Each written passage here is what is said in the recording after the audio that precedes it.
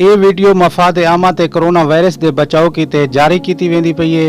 ਇਹ ਵੀਡੀਓ ਕੀਤੇ ਸਾਡੇ ਨਾਲ ਸਾਂਝ ਕੀਤੀ है तीड़ा development organisation, Sindhu Bachao Tarla, Parha development foundation, social welfare society RCDP ते सोशल वेलफेयर डिपार्टमेंट मुजफ्फरगढ़ ते कोटादू ने। ਇਹ ਵੀਡੀਓ ਵਿੱਚ ਸਰਾਇਕੀ ਆਵਾਜ਼ ਹੈ सोशल वर्कर खादिम हुसैन खार दी। कोरोना वायरस तो बचण कीते ई वीडियो को देख ते सुन के अमल कीता बन सकते। इस कोविड-19 बहु जल्दी दुनिया दे विच फैलदी पई है। बुढ़े ते कमज़ोर लोगों को ई वायरस को बहुत ज़्यादा खतरा है। वायरस उन वेले फैलदी है जेरे वेले वायरस वाला बीमार बंदा निचदे या खंघदे ते इंदे मूँह कोलों निकलण वाले कतरे दूजे लोगों तक पहुँचदन या दूजे लोग बीमारी वाले बंदे दी जाह को दरवाजे या दरिए को या इन तरह के दूजे शाही को हथ लेंदे हन। इन्हें कतरे विच वायरस हर किस्म दियां जहीं ते कुछ वेले ताईं जींदा रहंदे। हवा 3 घंटे, तांबा या पित्तल 4 घंटे, रबड़ या स्टील 2 या 3 दीवार, कागज़ ते 24 घंटे तक।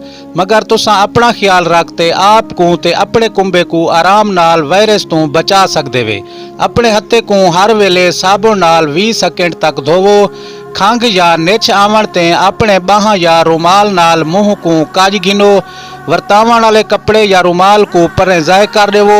वला हाथ लगण वाली शई को साफ सुथरा ते जरासीम तो पाक रखो। इंदे नाल नाल ई वायरस तो बचण कीते सारे तो बेहतर एक बाए कोलों परे रहो। ई मकसद वास्ते हजूम वाले जहीं ते ना वञो, बीमार लोगों दे नाल ना वञो, दूजे को गला पावण या हथ मिलावण किने बच वञो। कोरोना वायरस नाल थीवण वाली बीमारी दी निशानी ये है हल्का बुखार, खंघ, वजूद च दर्द, साह घिनण विच तंगी थींदी है।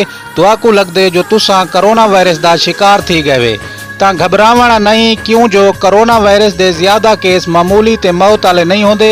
वल अपने डॉक्टर या कोरोना मददगार नंबर 1168 ते राबता करो या वजारत सेहत दे फेसबुक सफ़े ते इतला करो। याद रखा है असां सारे एहतियात करके ई औखी घड़ी नाल निबड़ सकते हैं, क्यों जो कोरोना तो डरना नहीं, कोरोना नाल लड़ना है।